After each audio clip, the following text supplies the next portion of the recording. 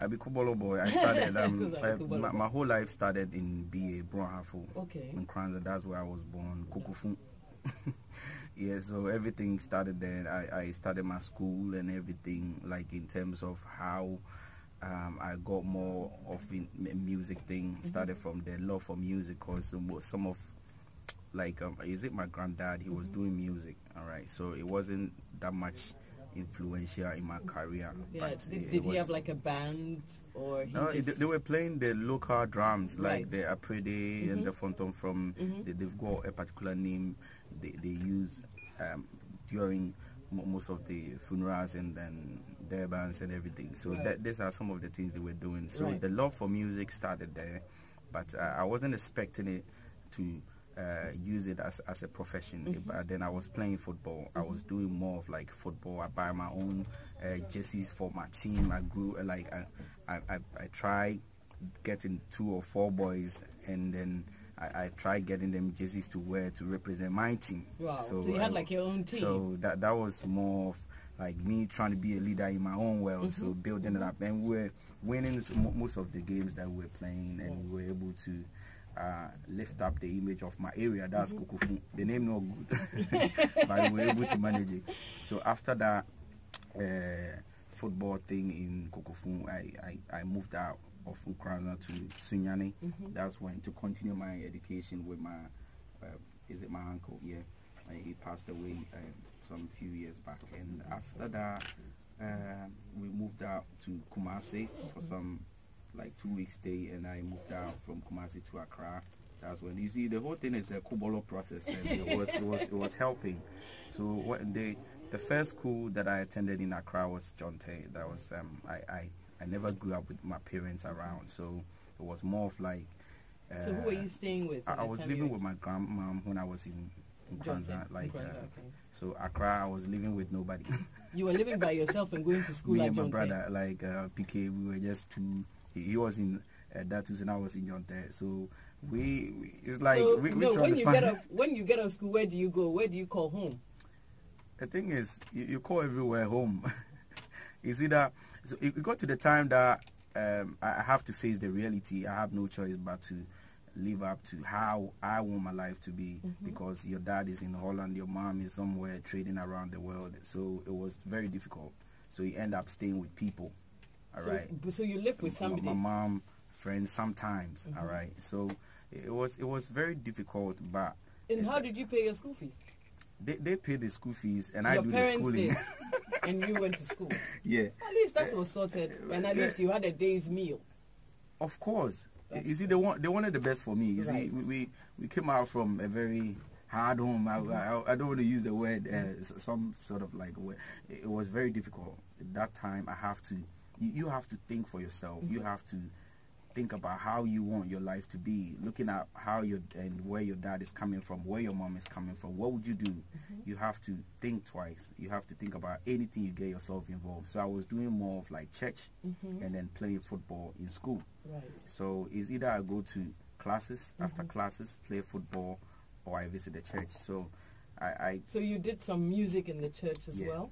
Yeah, but I never joined the choir or that. No. So when you finished, so you just learned to play the trombone at John Tay. Yeah. That didn't influence your music career in any way. No. And then you went to Apam from there. For Apam, even Accra. Okay, you let me start from Apam. I was like Form 1. I wrote my BEC when I was in JSS1 to SS1. Right. So I didn't. So you didn't go to JSS2 I never had a feel of Form 2 or Form 3. You just went from JSS to SS1. SS1. That means you're a bright boy. Oh, Kubolo will make you think fast. So it was a time that I have to make a step because I never saw myself like using book as everything. It got to the time I was more of like loud with nothing. Not like playing football that's making me loud or doing music that's making me loud. Everywhere you go, Charlie, that Guru boy, where he did? That Maradona boy, you see, the name is all over the place.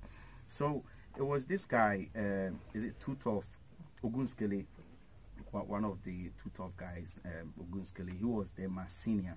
So he was doing rap. So anytime like, you say, why did you get fans like that? everybody they look up to him. Anywhere he goes, like the crowd always following him. I was like, Charlie, I want to do rap. The thing they do, I think I'll go if you do it. So then I started writing my own lines. And there was a time that he called me up like, yo, you have to give me some rap lines. If you can't do it, then I'll beat you up. And I was like, okay. So the feel of music, rap thing came out. But then I could sing other music, other rapper songs that I was doing. Is it a remix or cover? Or both. So it was, I did, and he was like, yo, I could see something different about you, so try keep it up. But that day I took my lashes there. I took like 10 of them. He still beat you up? Yeah, he go beat you up. I was one boy, he go beat you up no matter what. So based on the challenges, the things that I was going through, I got to learn more of life, and I was able to stay with my grandma. So it really influenced my career by the big lines, the big words that I use. So Bena Yebunina, it comes out from home. Yeah, because then you hang with older people, so you learn how to speak their language. The flow was on. Like you can kind rap, of like something, yeah, rap something. My brabo, my brain is me here mate for more to him. And you be and a joy, you can't be your opinion, you bunko to Joe and Pama, you can't cook him. Oh, that was the typical me, Charlie, real ghetto boy. So this whole thing started there, and I got to add up more skills when I was in secondary school. Then I was representing the school when I got to Form 2, because I was shy to come out, because seeing the crowd like, Charlie, what's up? These people will give me away or something. But I came out with a song which they all got in love with it. They fall in love with the song. What song was that? That was Barbara. Barbara. Let's hear Barbara.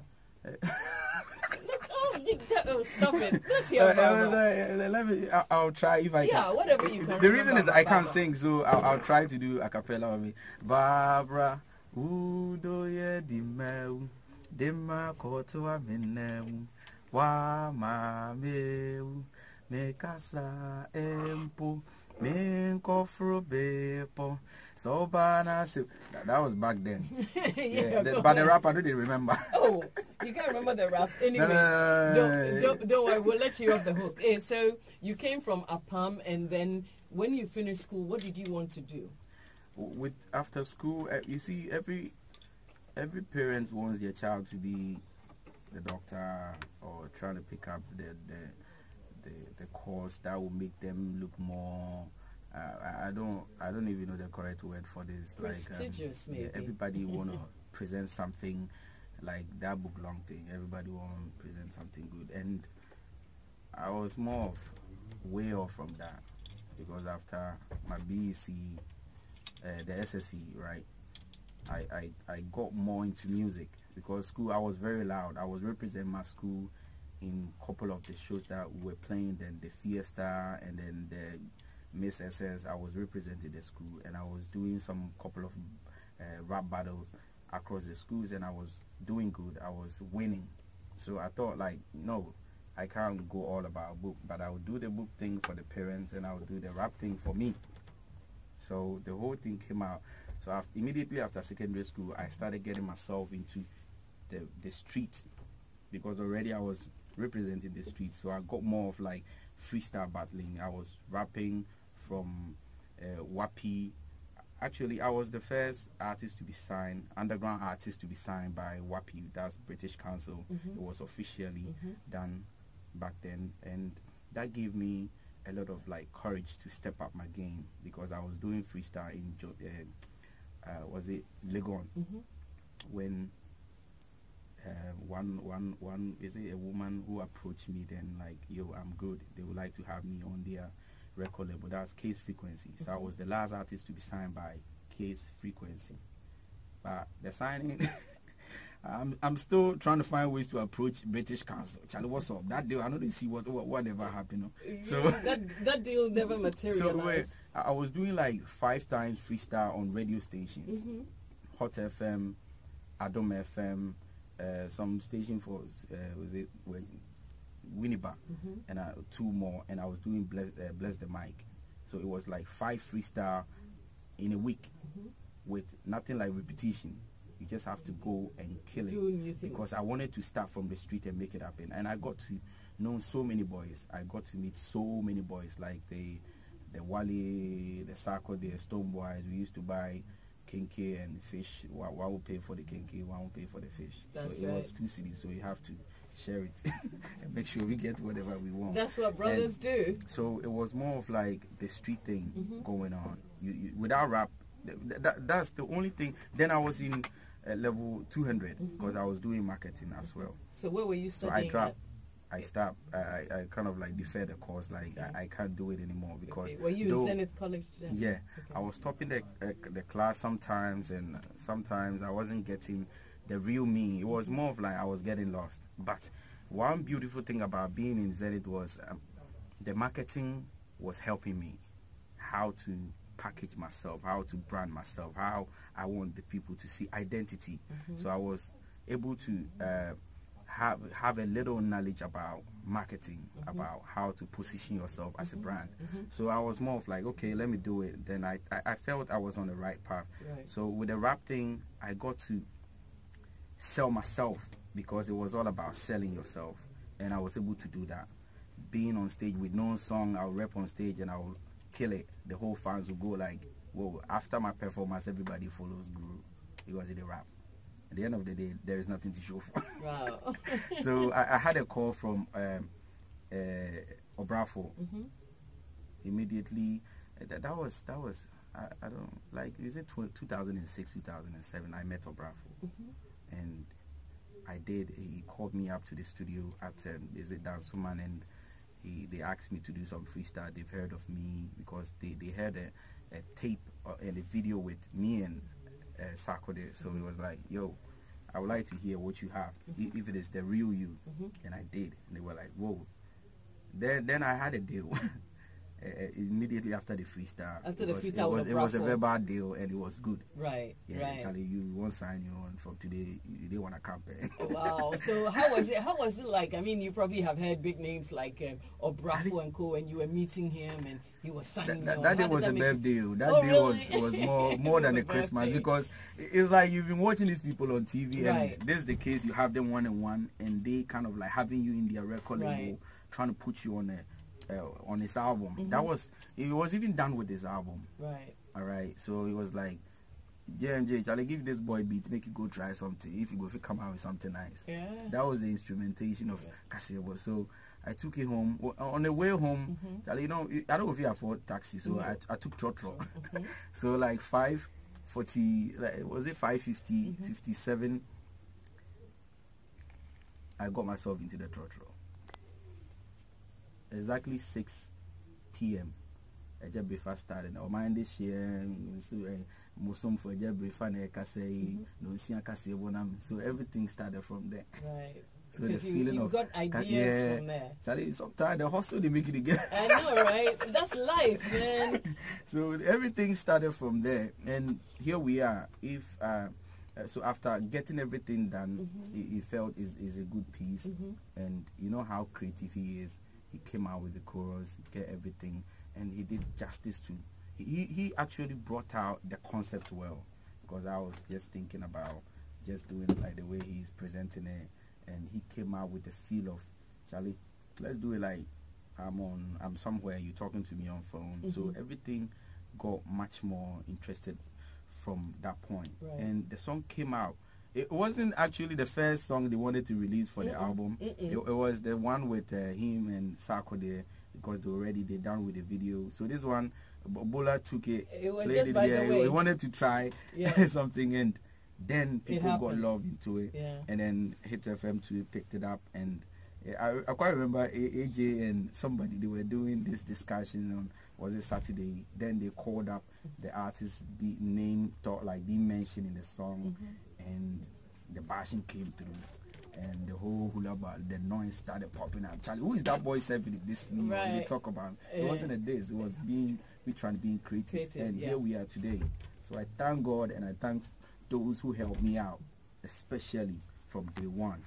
I can't make even within that year. I was still doing a couple of recordings, because I was trying to be everywhere, representing all the people across, and I was building my fan base from the ground, like the street to to the villages and then the cities and the campus. I was all over the place. Even in church, I'll perform. I don't mind. And it helped me a lot because then I was selling myself with the marketing aspect.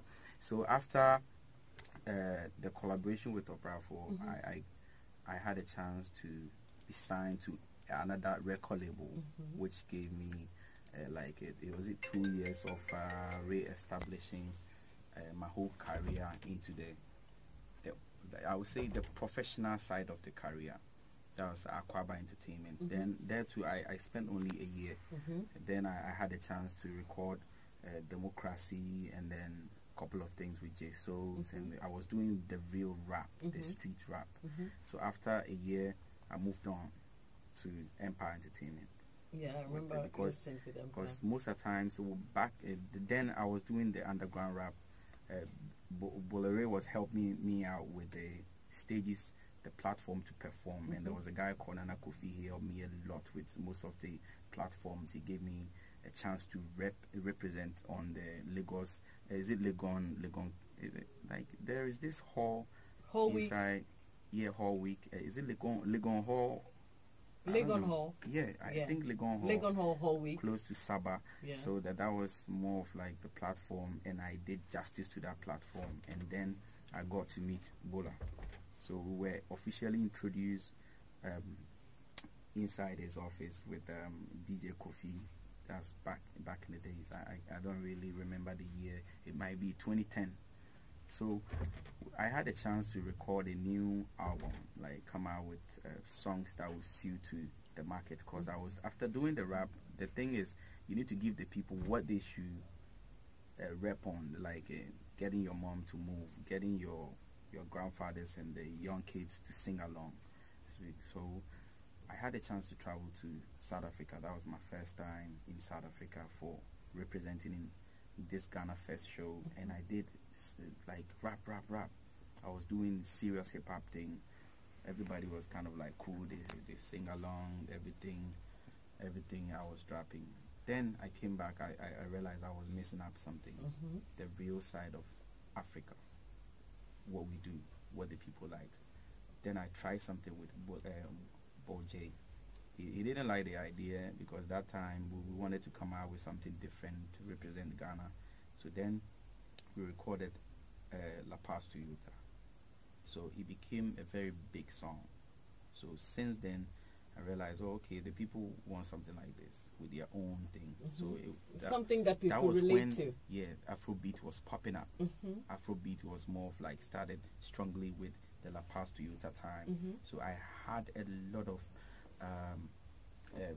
deals coming out from so many places, like in UK, people wanted to sign me on because I was doing good and the revolution was helping. Yeah, they were relating more to the Afrobeat. The music thing was changing. The US and everybody kind of like, this is something new, so they were going for it. And the song made much impact because Channel O's and Co were showing it without, okay, I'm in drop here. So it gave me a lot of mileage, and since then, and even Pat Ranking did a cover of that one, La Paz to Utah, because it was a very big song in Nigeria.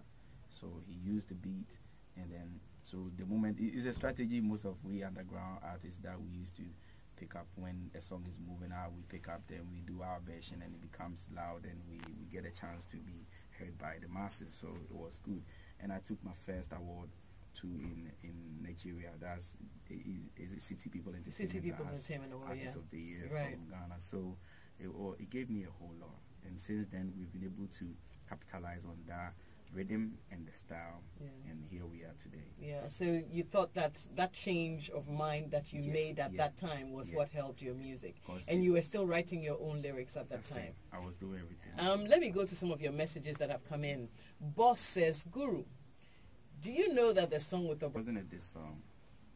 They thought it's a diss song. Nobody took time to write about anyone. You see, looking at where we got the idea, it was more of like expressing himself about what was going on in Ghana. We were being creative. That was, to me, the most creative song in our industry. Because both of you sat down and decided the song, right? Yeah, of course. So how come I mean, I'm just trying to talk from boss's point of view. Like, why will the two of us sit down and create a diss song? That's basically my point. No, you know, if you listen to the song, nobody's name was mentioned. Right. Nobody came out with you see, if I want to diss you, I can go straight by calling up your name, what's up, this, blah, blah, blah, give you. Then I was doing street rap, and we were throwing punches, but it wasn't punches to diss a particular artist. Right. We were being creative, because the only way you can get yourself into to excel in whatever platform you've been given is being creative. So we played around the whole story going on in Ghana, as he being a legend, and he's been on away for like 2-3 years. I'm sort of like communicating on phone with him, and I'm be like a host like you, interviewing me now, but on phone. So we're more of like talking about the things going on in the industry, the bad ones and the good ones, and those claiming to be, and whoever. You see, it is hip-hop world. Everybody wants to be the boss. Like, you'll be here saying like, I'm the best rapper, blah blah, in your own shoes. Anyway, let's go to some of the other comments that have come in. Erica says, wow, Guru, long time no see, we miss you. Well, there's a new one from Guru coming up. I'll play it for you in a little bit. Jennifer says, well, Guru, I love your music so much. Thank you so much. It says, but the question has come up ahead, so you can get ahead, because in my opinion, it does not, it's not much of a song in itself. And then Joy says, Guru, you still got fire, keep it up. So definitely, I mean, let me go there and help whoever asked this question, because then, of course, everybody will say Al Qaeda is a terrorist organization. So what would you be singing about it when you're on this side of town, knowing what Al Qaeda has done? We brought out a revolution of new genre of music. That's Azonto time. We were able to, me and my colleagues were able to do justice to it, and we brought the game to our part of the world, and we had the recognition across the world. And now it got to the time the fast tempo was getting too much, so I felt, no, so let me drop the tempo down to, I would say, the very low side. Then I came out with Boy Sabre. Even there were whole stories about Boy Sabre, because it was something new to the people, and then the style of the beat, and at the same time the dance, there was a dance coming up. And we artists, we the creative parts, like the creative people, brings out what is already in the system. We give light and then life to whatever comes up. So it was titled Al Qaeda, not the terrorists. The terrorists, but it was only because of the dance too that was coming up. So I wanted to reface everything from that side of what people think, and brings it back to our part of the world, the hustle that we're going through. So the content of the song does not talk about pull gun, kill people, do this, cause any harm to anyone. So listen to the lyrics. It talks more of the hustle we're going through. We want life to be good. We're going through a lot. That's when I started coming in with Tema, because I was doing more of Tema. Yeah, because you were hanging there. Tema, girl, you know, if you chase on with your Nokia 3310, you see, I was being real with whatever was happening around you. So that brought a new change that we still depending on now, because it was difficult, and somebody must take a step, because people can't always listen to the same old style all day. There should be a change, and that change we're still living in now. We have Mr. Easy to doing the same low tempo thing. So it's really started from the Al Qaeda, the Boy Sabre thing, and it got to the world. You see, people like controversies, so they let them talk about it. But the truth is, I was just talking about the real hustle that throughout we were the song. living. And Boy Sabre was also another song that gained a lot of popularity. And of course, I mean, you probably would hear people in Parliament saying the budget was a Boy Sabre budget. I mean, people went on campaign platforms and also spoke about the fact that Boy Sabre, everybody is like, how did you come by that? And of course, people starting to use that in churches and in Parliament and on platform, I mean, campaign platform. How did all of that make you feel? Because then you realize that you had a slogan or a jargon that was selling. At the end of the day, we're doing music, but everybody wants to build sort of like a recognition for himself. Everybody wants to build a legacy that you'll be proud of, because coming out with just a song, you see, music plays a big role in our community. So the moment people start using your music, your vibes, it gives you a whole sort of like encouragement to step up and come out with it more. Because with La Paz Youth, I saw people writing all over on the t-shirt, moving around town, cast being titled La Paz. You see anything where Kabi Anwen in CBR, they call La Paz. Now boys are brave, everybody there is a drink called boys are brave. People use it was a regular slogan. Yeah. But then for pay, they know they pay. Yeah, they should have paid you royalties. Yeah. And this song was able to rank #1 across the Caribbean, Panama, from even Jamaica to all over the place. All right, it was #1 across most of the, like even in France, and it gave me a sort of like a big step in my career.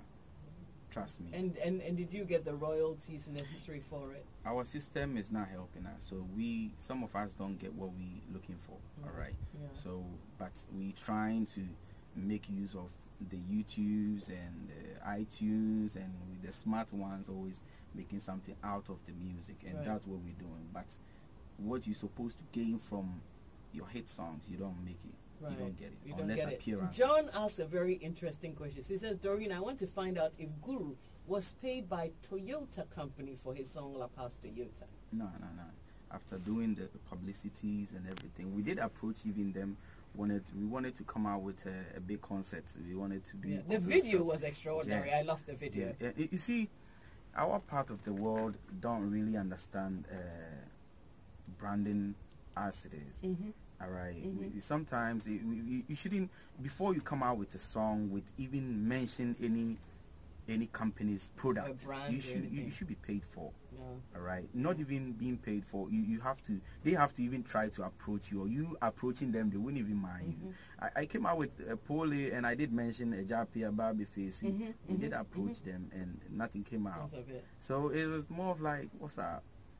Then I think there is something we lacking, but there are a lot of things missing actually. Because mentioning Toyota, it gave a whole sort of a big platform, a big publicity. La Paz Toyota was a big song. It was all over the place, and I'm hoping that maybe the boss, if you come now, then get new boss, you will try. Something would change. Something would. My ladies to be also grateful for what they have, because this song talks about being thankful for what you have in the world, because they are being blessed with a whole lot. You see, that helps. You see your face. You're trying to sugarcoat it. No, I'm being real here, because some women kind of like, why always men chasing me up and down, want to take my number? Not because of anything, because you are blessed with what we're looking for. All right, we appreciate it. So in case you find yourself in that condition, just know that we appreciate what you have.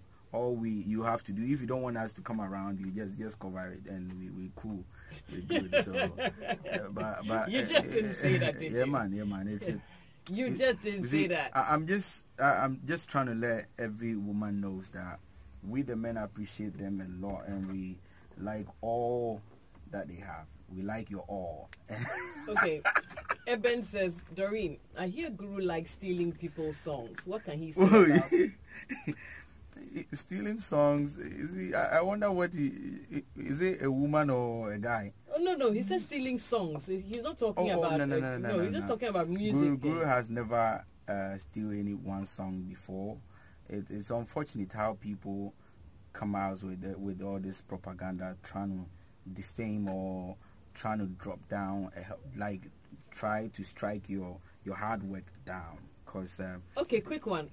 I mean, I'm still staying with this stealing people's songs. I'm not saying that you are stealing anybody's song, but you remember Gabon Le Grand concert in Gabon, and you played a song belonging to Rough and Smooth, and I mean, people accused you of performing their hit song "Send Your Fire," and you see the funny what thing, really happened there? That's why I did mention we have a problem in our industry. All right, for Guru to go on stage and perform the song you and him did, what's wrong with it? It happens everywhere. So you did the song with Rough and Smooth? Yeah, and I did my part. I didn't even remember the lines, but I have to. But when you performed it, as no man's land. Okay, but it wasn't necessarily you took their song and you ran with it. So why, people are like, Guru stole someone. So I was like, whoa, this is a collaboration thing, and Okay. me performing my part of the collaboration. It's not something Okay. bad. I mean, It I'm happens glad everywhere. that you've got the chance to explain it here, That's it. because then a lot of people would have thought you probably stole a rock and swing song. Oh no! It's come up in a conversation, and so I wanted to ask understand. just to It's one of those things. clear people's minds. And John says, Doreen, is Guru cool with Ochami Kwame now? Yeah, of course. I've been on a couple of his platforms. I mounted the stage with him. That was like 2013 on his own shows, and we've met a couple of times, and we're cool. Okay, we're cool.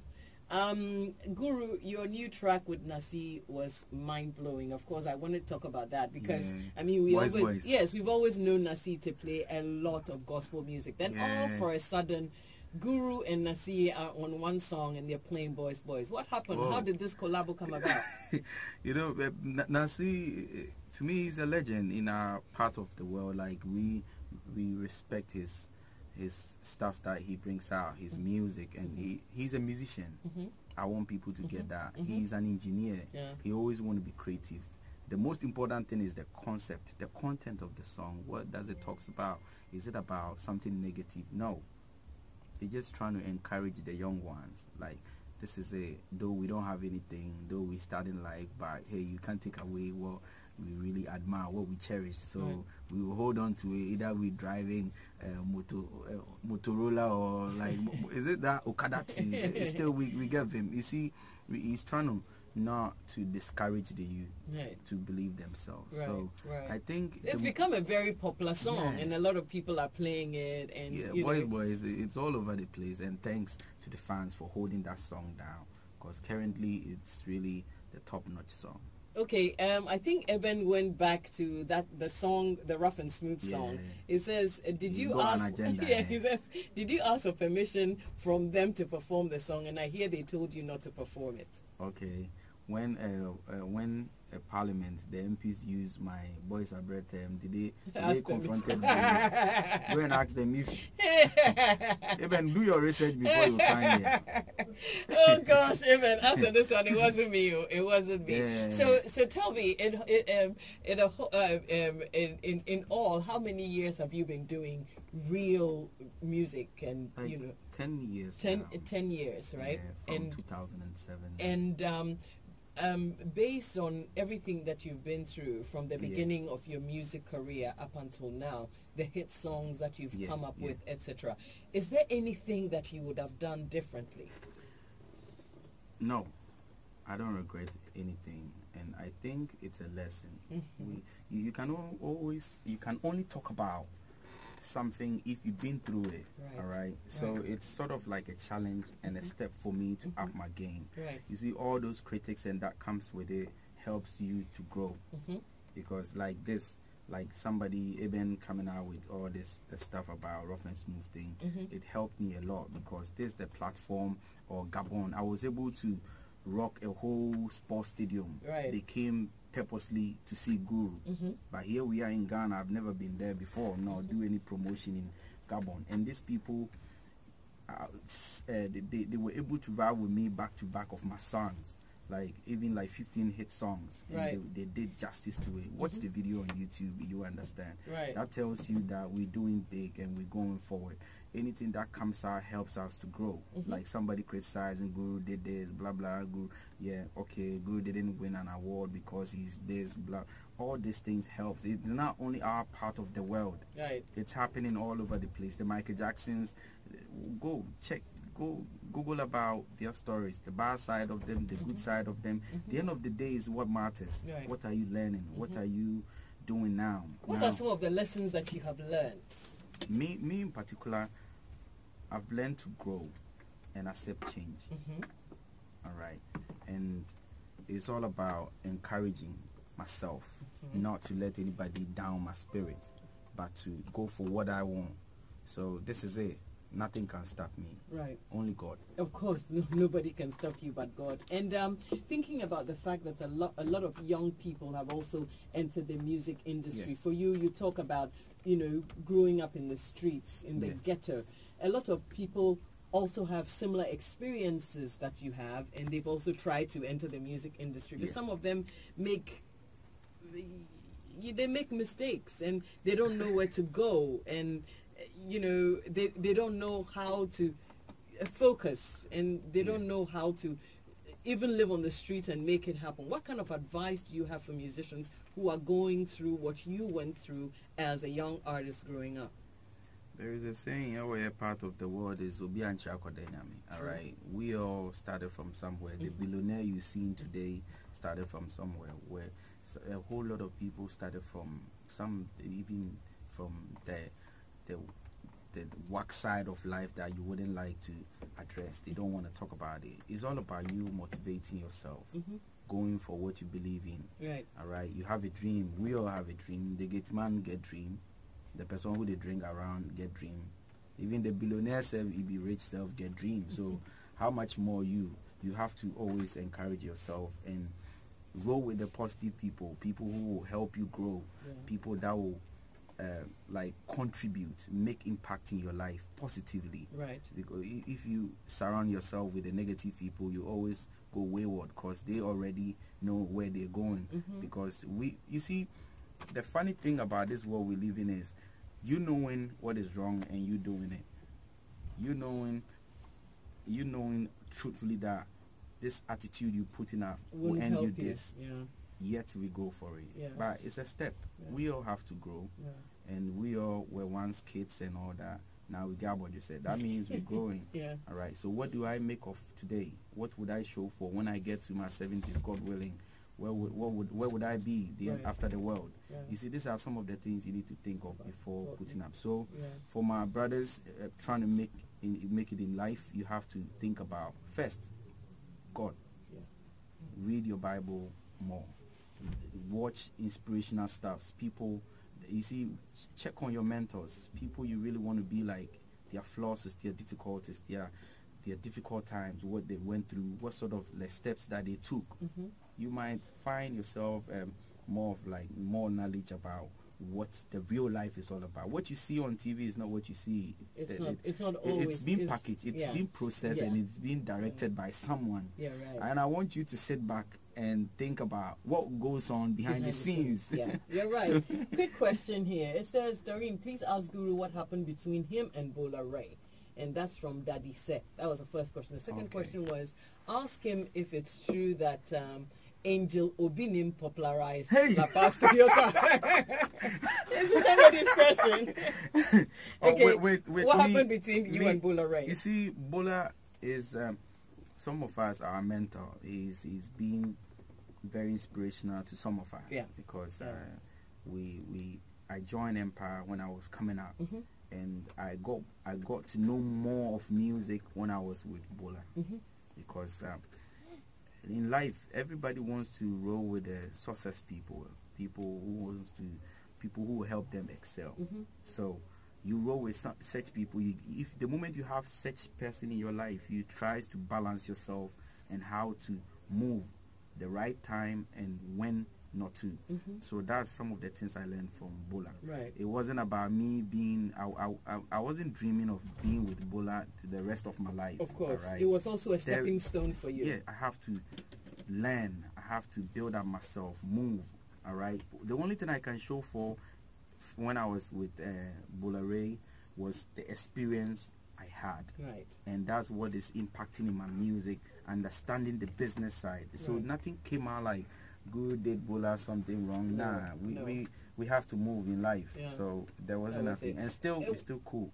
What about the Angelo Bitnim popularizing La Paz Toyota? It was somebody's question. No, all helps. You need all that. All these things helps the industry to grow. The controversies. True. I'm expecting Opambo to also do the same thing. That will help me move. Otabo to do the same thing. That way it helps. They'd have made you look big, huh? Anyway, quick one. We'll come and finish off with you do. Yeah, but for now, I would like to talk about the music thing. That's where people want to know, because other businesses still ongoing, and we're still trying to. You see, I believe in marketing. That's what I said. I believe we all know what you can make out of being whatever you want to achieve in life, and I'm now trying to project me as an artist. So I just want to focus on that level, but other business is still ongoing. Yeah, like what do you do on the side? Oh, you want to I'm gonna later. But I know that you have some fashion designer something. Yeah, of course. The thing is, one day I'll come out to talk about what goes on behind the scenes about Guru, his business side, because I believe in trading. All right, my mom is she trades around the world. Yeah, you said she's a trader. She be Kubolo one. So that's it. So I want to get myself into that field. Right. So I'm doing it, and I'm still want to keep it on the low. Right. Okay, we're still keeping it on the low. So what's next for Guru? You just played your new one, Problem, for us to hear. Now, apart from it's a new single. Do you have an album coming out? Yeah, album coming out. Hopefully mid-December. And now we with Nadmo right now. I'm a brand ambassador for Nadmo. I see. Right? So what is it that you're doing for Nadmo these days? Yeah, now it's all about helping, reaching the people, like spreading the news about the dangers in our community, and it's all about disaster. And we know there is no way there won't be a disaster at all in anywhere, because you don't decide the nature, but how prepared are we? Right. So I will use this platform to educate the people in those surrounding areas, like the circle and blah blah. We should keep our gutters clean. Make sure we shouldn't always wait for the government to help us clean up ourselves, and the people should start building in some of the negative places, like the danger areas, like the lands that are for the government. We got plans for it. So if you're to build anything because you achieve or you play a role in the community, so you have the right to do it, you might not know why that place is being left alone. Right. So we should not encourage such act. I think you're speaking well for Nadmo. I think you're speaking well for Nadmo. That's where I know, right? I'm representing. That's now, good. So. That's good. And I also want for you to just give a message to your fans who are definitely waiting for more music from Guru and are probably listening to you right now. For now, I would like to let them know we have a new song out, which the video is coming out now. We have a whole lot of artists in our camp. We have Wuta, we have Singlet, we have Guru, we have... Yeah, you actually came to the studio with Singlet. What up, Singlet? Yeah, he will come around. So we trying to give them something good, and we want to help the industry grow, all right? And I have a tour coming out, and I would like to tour around the world. I'm thinking of moving to the Europe and trying to meet my friends, like my fans out there one-on-one, and be focusing in Africa, because most of the African countries, I've got my song raining there as well. Like I've got like 15, 16 hit songs in a particular country. That tells you how well we're doing good. But it's all about we projecting the name of Ghana. But I can't do it alone. The system should work, all right? Whoever is playing the role of the director in our part of our industry, I want them to wake up. Gamro, music. I tweeted about Gambos, telling them that we're sick and tired of always coming out with new president, new blah blah. We want them to focus on the work and do it, because we can't be working and not making anything out of our music, because we have to find our own ways to adjust ourselves in this real side of our life. Because and I want them to know that this single, there will be a tour for it. I'll be touring around the country, which I want them to know. I was doing book for exercise books for Guru for education, and where I was able to give like thousands of books to the kids. So we need people to invest in the game to help us give to the needy, the people who need our help, because it's not all about music. Music should always help the people in a way to grow and to support this community.